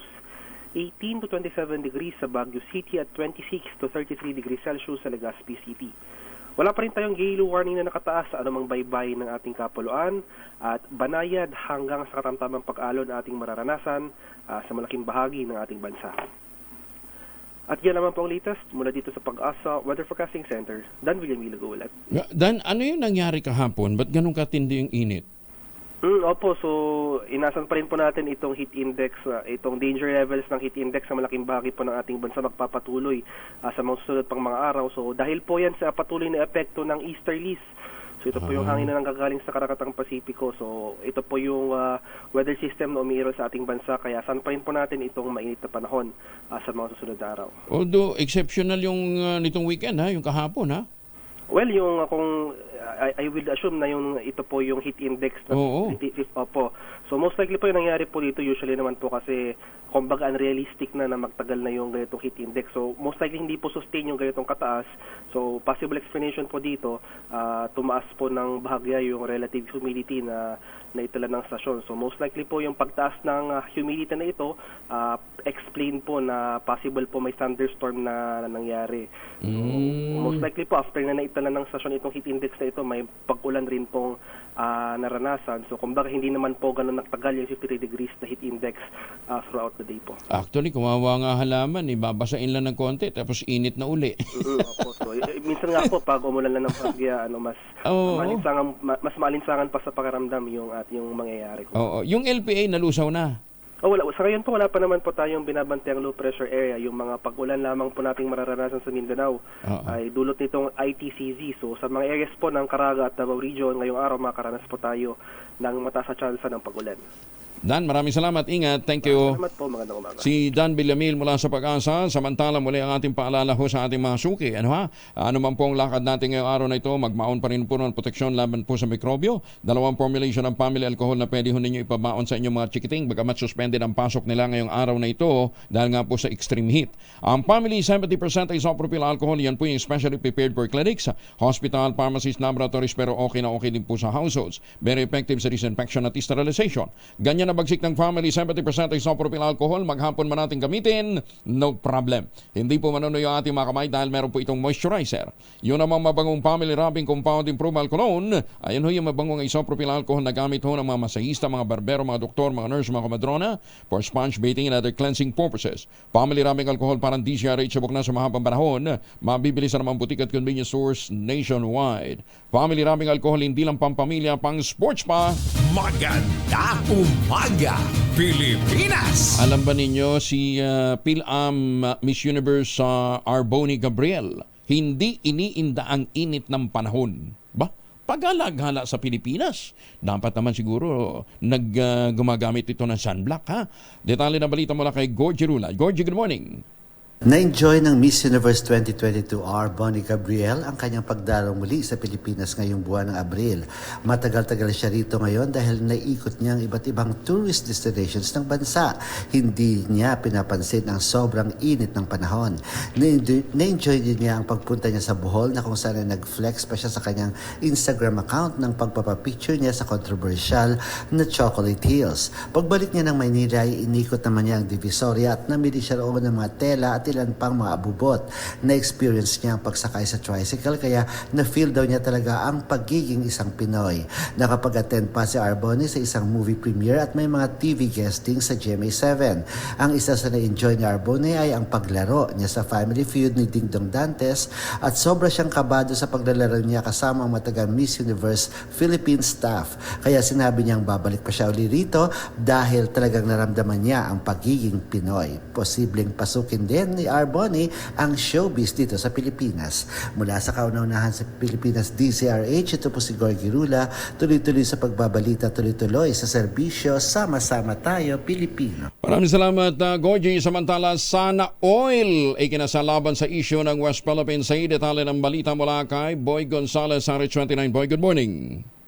Good morning, Kuya Angel. Nagsagawa ng mga aktibidad ang ilang grupo sa Kapilya ng Katipunan upang ipaalam sa publiko ang issue at kasalukuyang sitwasyon sa West Philippine Sea. Inilunsad ng grupong Pinoy Action at ng Kilometer 64 ang hashtag Sana Oil kung saan nagkaroon ng spoken word slam competition, mga kanta, mga sayaw at flash mob. Ang hashtag Sana Oil ay nag-alok sa mga dadalo ng isang natatanging platform upang makisali sa malagang isyong buwabalo sa soberanya ng Pilipinas. Ayon kay Pia Montalban ng Kilometer 64, idinaan na sa kakaibang aktibidad ang panawagan sa West Philippine Sea at sila ay umaasa na magiging maayos at malayang makakapagtrabaho ang mga mangingisdang Pilipino sa West Philippine Sea. Sa dinaos na spoken word slam competition ang mga mangingisda, ang nagpartisipa ay nagpahayag ng orihinal na prose at poetry, argument na may temang atin ang hashtag tubig at langis sa West Philippine Sea at atin ang West Philippine Sea, atin ang Pinas. para sa kauna-unahan sa Pilipinas Disari. Ito si Boy Gonzales, tuloy-tuloy sa pagbabalita, tuloy-tuloy sa serbisyo. Sama-sama tayo, Pilipinas. Maraming salamat, Boy. Magandang umaga din kay Professor Andy Pereria ng Ateneo de Manila. Yan po ang entrepreneurship guru ng tawag dito, ng Ateneo de Manila. Ay, tsaka magandang umaga din kay BGM Week Biloso. Nakakaagang magsigisi nito, ha. Mayor Sene Mendoza ng Talisay, Batangas. Magandang umaga. Dalawang babae na hulihan ng 200,000 pesos na laga ng shabu. Diyan po naman sa Caloocan. Detalye na balita mula kay Edwin Duque, RH22. Edwin. RH23, Edwin Duque, good morning. Nawawala si Edwin dahil natapos na ng Kamara de Representantes sa mga priority bills ng Malacanang. Tututukan naman ito ang isyong nakakaapekto sa ordinaryong Pilipino gaya ng patuloy na pagtaas ng presyo ng bilihin. Ito ang sinabi ni Speaker Ferdinand Martin Romualdez isang araw bago ang muling pagbubukas ng sesyon ng plenaryo. Naaprobahan na ng Kamara noong Marso ang 20 panukalang hiniling ng Malacanang na maipasa bago ang Sine Day adjournment ng nitong Mayo batay sa pag-uusap ng Malacanang, Senado at ng mababang kapulungan. Ang kay Speaker Romualdez kasama sa oversight function ng Kamara ang pagsuri sa ginagawang pagpapatupad ng mga batas at mga polisiya ng gobyerno at pagtiyak ng accountability, transparency at proteksyon ng public interest. Sa pagbubukas ng sesyon ngayong araw na ito, tututukan ng Kamara ang mga pangunahing isyu na nakakaapekto sa ordinaryong Pilipino gaya ng mataas na presyo ng bilihin, cybersecurity threats na kinakaharap ng ahensya na mga ahensya ng pamahalaan. Nadali na naman ang Department of Science and Technology, at ang isyu ng West Philippine Sea. Sinabi pa ni Speaker Romualdez na lubhang nag-aalala ang Kamara sa paglaki ng agwat ng farm gate at retail prices ng mga pangunahing bilihin, partikular na ang bigas. Maganda umaga, Pilipinas! Okay na si Edwin Duque, RH23. Edwin. Kuya Angel, nasa kote ng Caloocan Police ay kinasambay ba sa operasyon ang dalawang babae na umano'y tulak ng shabu sa Tanki Road sa Barangay 157 Caloocan. Ayon kay Police Colonel Rodel Lacuesta, nakuha sa dalawa ang 31 gramo ng umano'y shabu na nagkakalaga ng 210,800 pesos. Isang alias Amy, 62 years old, ng Borog Rizal, at alias Sayan, 30 years old, ng Malabon. Ang nagipagtransaksyon naman sa kagawad ng STU na nagresulta ng kanilang pagkakaaresto. Sasampag na yun ang kaso paglabag sa RA 9165 ang dalawa habang nagkasanang follow-up operation ng Caloocan Police sa mga individual na ikinanta ng dalawa na nasa likod umano ng pagsusupply ng droga sa kanilang dalawa. Wala pa rin sa Caloocan ng Operasyon L23. And then tuloy-tuloy sa pagbabalita, tuloy-tuloy sa serbisyo. Sama-sama tayo, Pilipino. Dagang salamat, Edwin. Samantala, PIT 21. Makalipas po ang alas 4. Ano ba ako? Pamali-mali. 5:21. Ayan, klaro, magagalit sa atin si Professor Andy Pereria niyan. Sabi niya, mali ang basa mo ng oras, ha? Magandang umaga din po kay Justice Max De Leon ng Court of Appeals. 21 makalipas ang alas 5.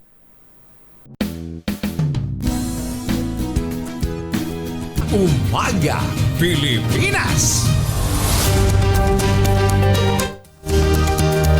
Chairman Roland Paulino, magandang umaga po sa inyo, sir. Kumusta na po kayo? Mayor Sene Mendoza dyan po sa Talisay, Batangas, magandang umaga. Tsaka kay Engineer Eduardo Eddie Guillen ng National Irrigation Administration. Director, Director Admin. Tumatawag na po kami, ha? May flight kasi si Engineer Guillen, kaya sabi niya, agahan natin ang tawag. Tumatawag na po kami, Director. At alam ba ninyo na yung pong mga nyugan sa ibang bansa may mga patubig din? Dito sa atin, yung maraming mga nyugan, alang maayos mga napatubig, kaya hindi na-achieve yung sapat na pamumunga. Bagay. Yung asin lang nga na pampataba, hindi pa nga na ipoproduce ng maayos, di ba? Imported pa nga. No? Ay, susme, kaya mabuti na lang. Ito pong mga magniniyog dyan po sa lalawigan ng Quezon, tinulungan po ni Dr. Helen Tan, tinulungan ho silang magkaroon ng iba pang mga pagkakakitaan. Yung pong mga magagandang planting material na kakao galing Davao, hinakot po ni Dr. Helen Tan, itinanim sa ilalim po ng mga nyugan, kaya ngayon nagpo-produce na ho sila ng dekalidad na cacao beans para ma-process bilang tangerine chocolate. Kaya ang tangerine chocolate po ay brand ng mga magniniyog ng mga magsasaka dyan po sa lalawigan ng Quezon. Available po sa 0919-095-5935. Online pa lamang po siya available. Ano ha? Kaya i-check po ninyo. O dili kaya sa tangerinechocolate.ph. Kapag tumulong ho tayo sa mga magsasaka, tumulong ho tayo sa mga magniniyog, tinutulungan ho natin ang atin pong ekonomiya. Kaya nga po sabi ho ni Dr. Helen Tan, tangkilikin natin ang gawang atin. Tangkilikin natin ang tangerine chocolate. Yan po talagang gawang lokal, but taste and looks global. Ang tangerine chocolate, produkto po ng mga magniniyog at mga magsasaka dyan po sa lalawigan ng Quezon. Kasama na natin si NIA Administrator Eduardo Guillen. Engineer, magandang umaga po sa inyo. Kumusta na po kayo? Hi sir, magandang umaga po. Mabuti naman po. Opo. Doon po sir. Alam ko may biyahe ho kayo ngayon. Saan bang lipad ho ninyo ngayon? Papunta po kami ni Presidente sa... kasama kayo? Sir. Opo. Saan kayo pupunta, Admin? May inauguration po yung ating project doon, yung Malindubog, Maritagaw irrigation project sa Cotabato po. Sa Cotabato? Ay, papasyal pala kayo doon. Magkikita kayo ni Governor Lala Mendoza. Yes, sir. Ay, kumusta niyo ho kami sa kanya, ano ha? At matagal na project na yan sa diyan sa may Maridagaw area, Manitobo. Kumusta na yan ngayon, Admin? Totoo po yan, sir. Actually, yung MMIP2 na yan ay 10 taon na po yan, mahigit 10 taon na po. Pero nung inatasan po tayo ng ating Pangulo last year, dati ko pala po sa NIA, isa na yun sa utos niya sa akin. So, pupunta po ako doon, pag-usap sa mga stakeholders, at pinagtulungan po natin na matapos. 1 taon lang po, natapos namin . Naku, salamat naman. Marami na akong kumita dyan .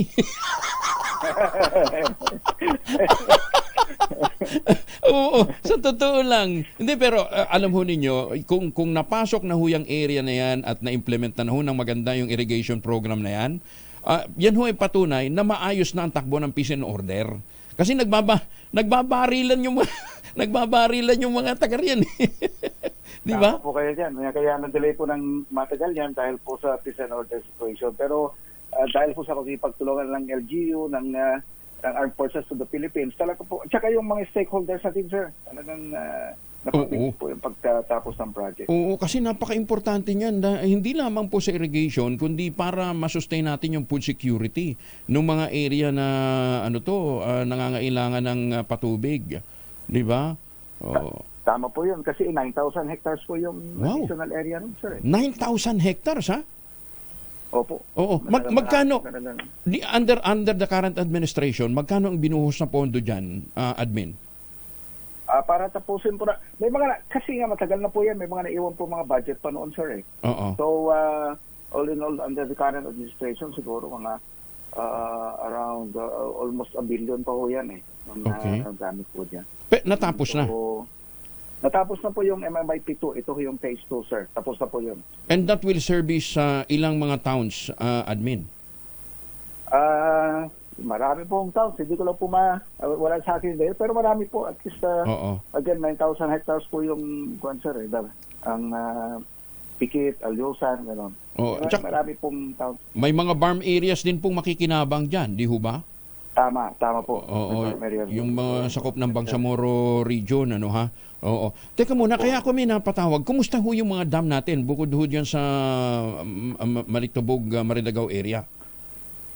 Wala naman po lang Diyos itong nakaraan po na taniman, itong dry season ay nakaraos po tayo doon. Tapos na po yun, sir. At masaya tayong ibalita, itong irrigated area natin despite po sa El Nino, ay tumaas po talaga yung yield natin. Ayon po sa PSA, sir. So, tuwang-tuwa po tayo dyan na despite na lumiit yung ating nataniman ng palay, yung area, lumaki po yung ani po natin. Kasi mataas ang yield natin ngayon, sir, dahil doon sa isinagawa naming AWD system.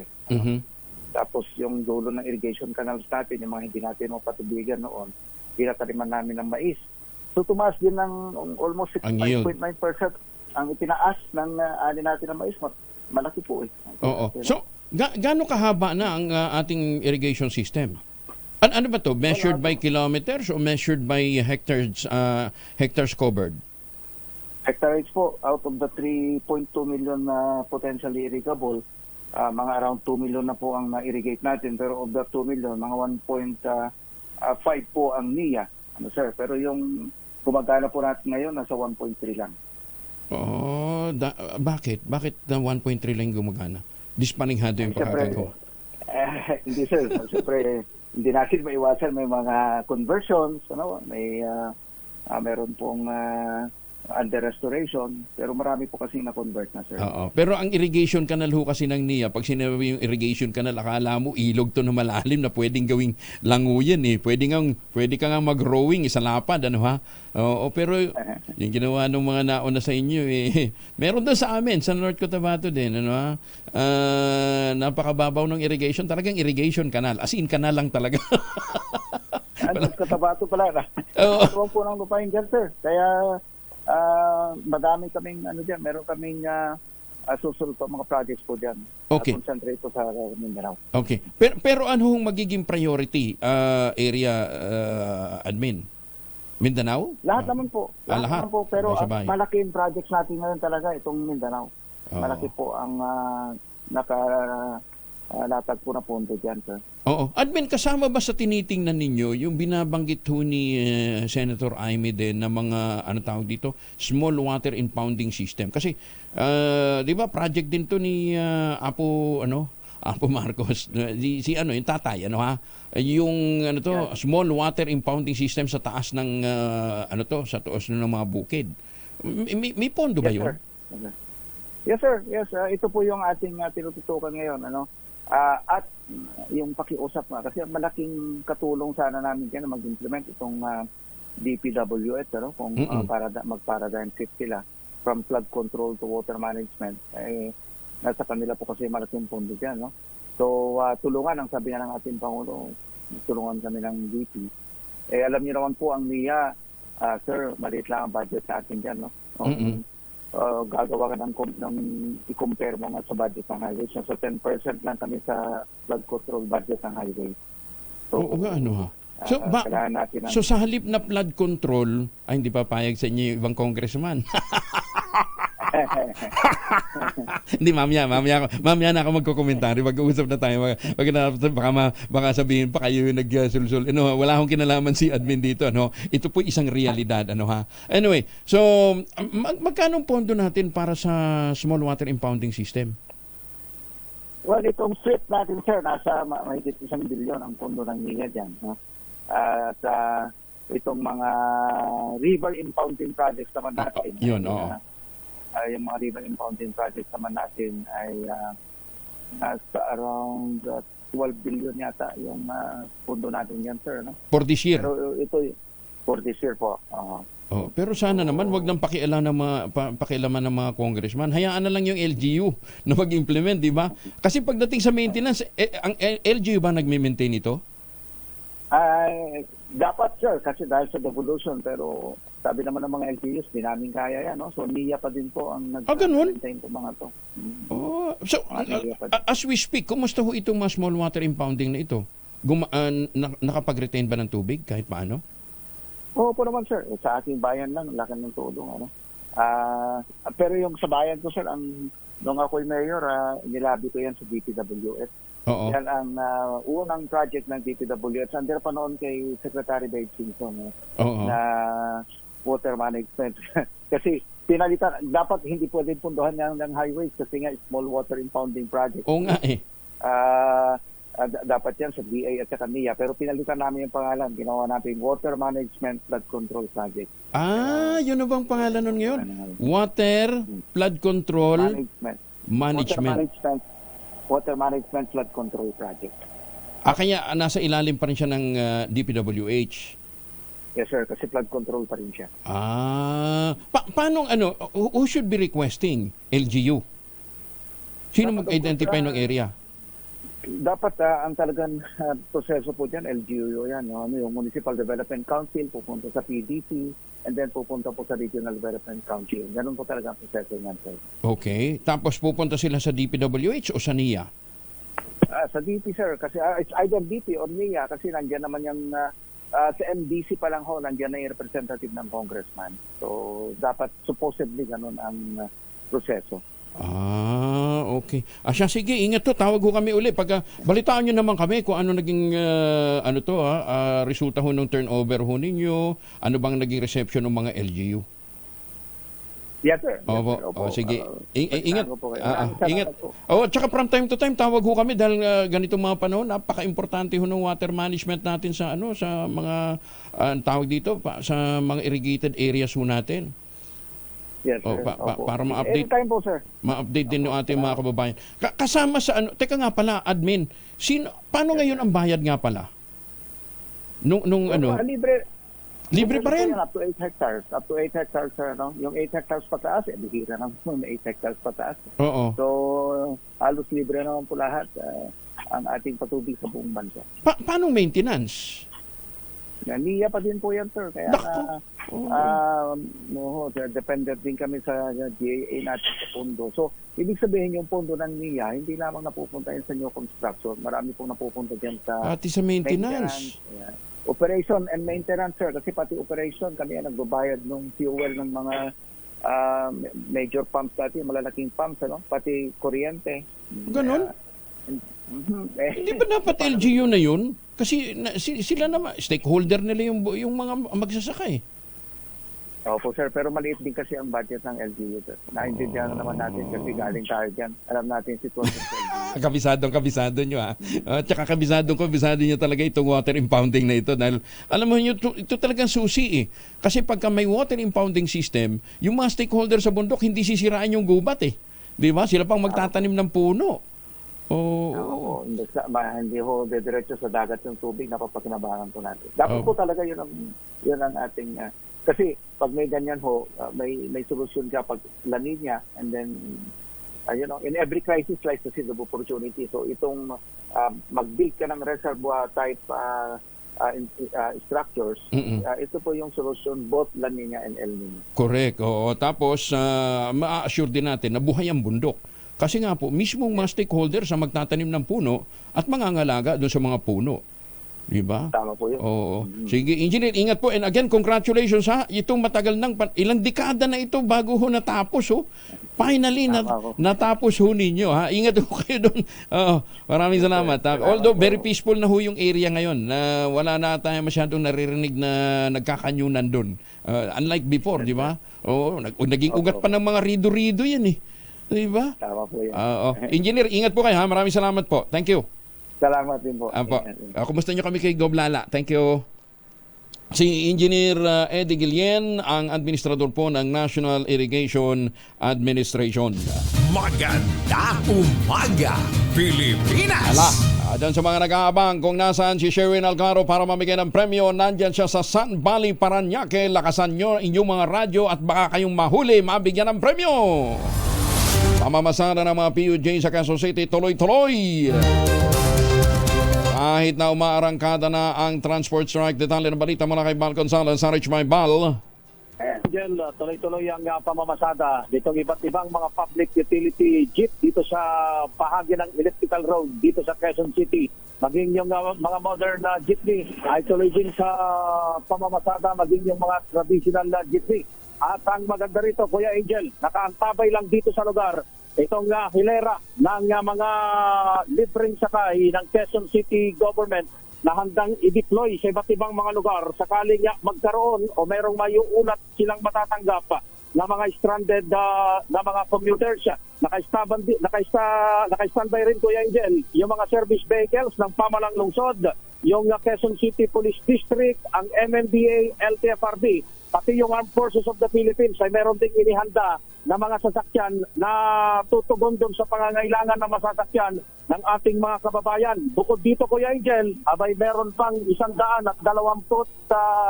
o 142 mga barangay na naghanda rin ng kanilang service vehicle na tutugon sa kanilang mga nasasakupan na magsasakay ng mga pasahero sakaling marami yung lalahok dito sa transport strike na ikinasa ngayong araw ng grupong Piston. Mula rito sa kahabaan ng elliptical road dito sa Quezon City.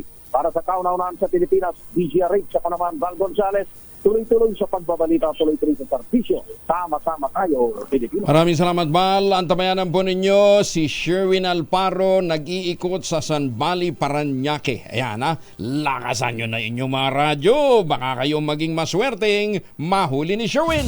Maganda umaga, Pilipinas! 41, makalipas ang alas 5. Ang balitang ito ay hatid sa inyo.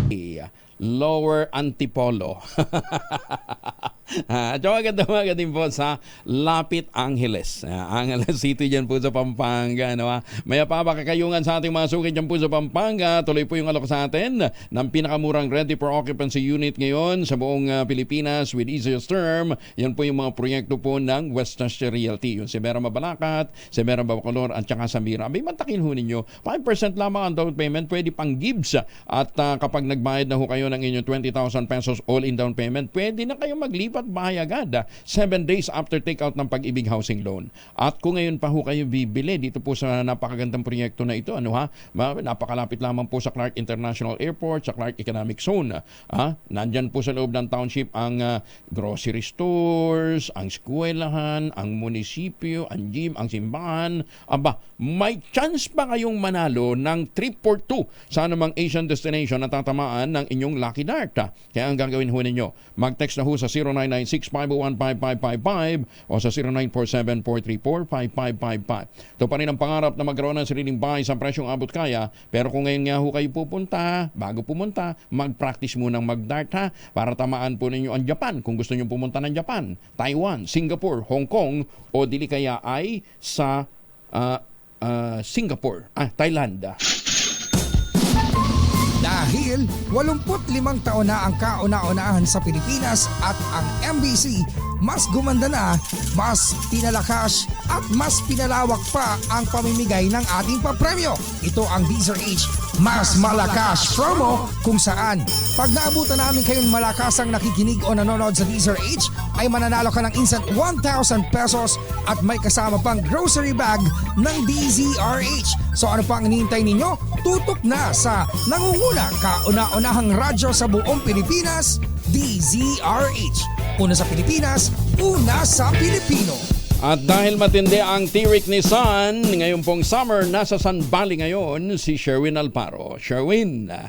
Yes, ako, Angelo, alam mo, tuwing gantong panahon na summer season, talaga namang putok na putok ang San Valley kasi kagabi, wala silang kuryente dito sa may bahagi nitong Parkview Avenue. Lang yan. At akala ko ngayong umaga. Akala ko bakit putok na putok wala palang kuryente.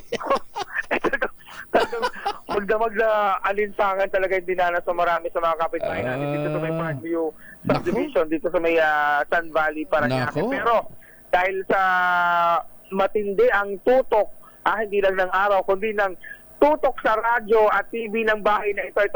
Alam mo, Angelo, nagulat ako. Sila magkakapatid na lumaki sa pakikinig at panonood sa DZRH. Pangalan niyo, Mami? Vicky Galero. Si Mami Vicky Galero. Mami, ano yung tinagkwento mo kanina na palaging nakatutok kayo dati?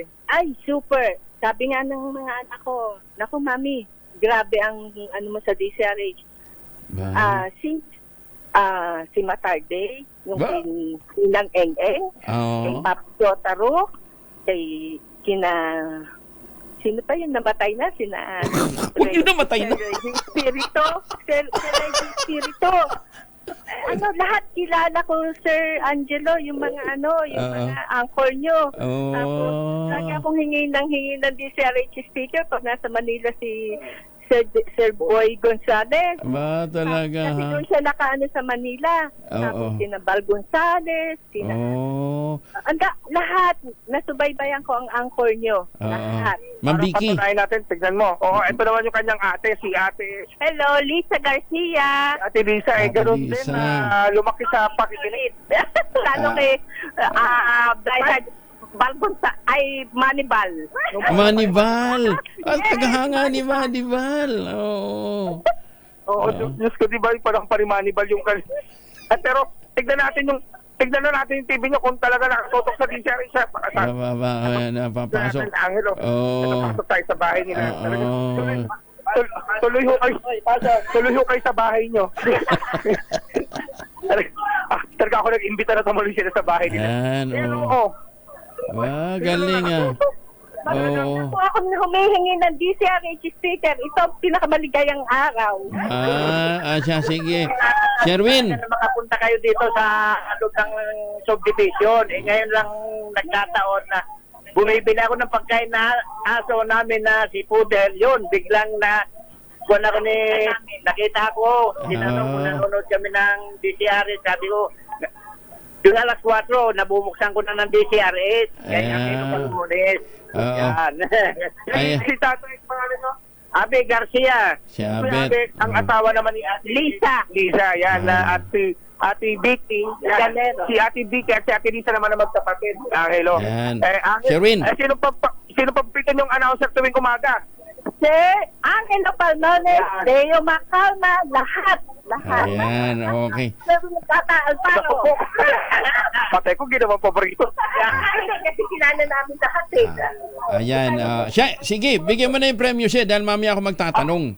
Okay, Angel, para to, dalawa sila, so hindi ko pwede i-split, so tag-isa na lang yan. Wow! Ganon. Galing, paano yung t-shirt? Yung t-shirt dapat tig-iisa din ang t-shirt yan. Pagkapatid na t-shirt din yan, Galing, At meron pa kayong DCRH Grocery. Salamat, sir. Salamat. Thank you. Maraming salamat po at kami po ay natutuwa na kayo ang nakita po namin ngayong umaga na talagang tutok na tutok. 24/7 nga ang ilo sa 24/7 hanggang sa Lunas. Makita naman ninyo. Ang sipag makinig, ang sipag manood. Itong pamilyang DCRH, 85 years old sa July. Makita mo, alam na alam mo. Siya, sige. Sa mga nais manalo din ng 1,000 pesos laging tumutok sa DCRH Mas Malakas Promo Hours number 6. Sherwin Bata Alfaro, tuloy-tuloy sa pagbabalita, tuloy-tuloy sa servisyo. Sama-sama tayo, Pilipino! Ayan. Sherwin. Lalo kay Teo Kalma, mamaya na, alas 8. Ayan, Thank you po. Sherwin, di naman nakikinig si Sherwin. Ako. Huwag ka nang makikiagahan dyan, ha. Alam ko na saan babagsak yan, mag-aagahan ka dyan, Sakto nga, bumili si tatay ng tinapay. Sige. Saka pagkain na lang. Ingat. Maraming salamat, Sherwin. Thank you. Maraming salamat. Back to Angelo. Dahil 85 taon na ang kauna-unahan sa Pilipinas at ang MBC mas gumanda na, mas pinalakas at mas pinalawak pa ang pamimigay ng ating papremyo. Ito ang DZRH Mas Malakas Promo kung saan pag naabutan namin kayong malakasang nakikinig o nanonood sa DZRH ay mananalo ka ng instant 1,000 pesos at may kasama pang grocery bag ng DZRH. So ano pang hinihintay ninyo? Tutok na sa nangunguna kauna-unahang radyo sa buong Pilipinas, DZRH. Una sa Pilipinas, una sa Pilipino.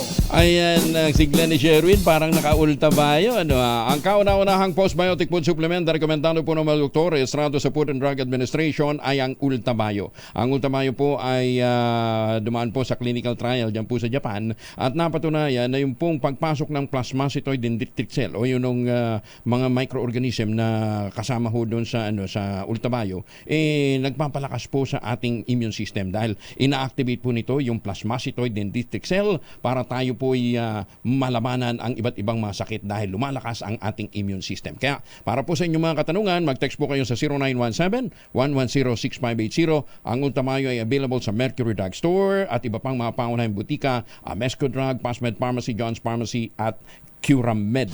Maganda umaga, Pilipinas! 4 minuto na lamang bago mag-alas 6 ng umaga. Susunod na magtanim na kawayan para sa kalikasan at kabuhayan. Maganda umaga, Pilipinas!